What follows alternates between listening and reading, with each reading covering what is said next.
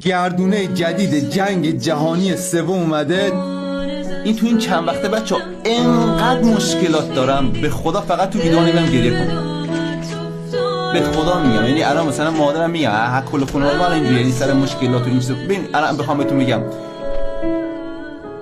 پینگ بازی خرابه، کاستون رو نمیشه بری چی میگن آلکاتراز پلیر نداره، گیم پلیاش در نمیاد بچه‌ها. خوب دیگه بهتون میگم بازیم لگ میشه، صفحه گوشیم گیر میکنه، نمیتونم کانتنت بسازم براتون، خیلی سخت شده کانتنت سازی.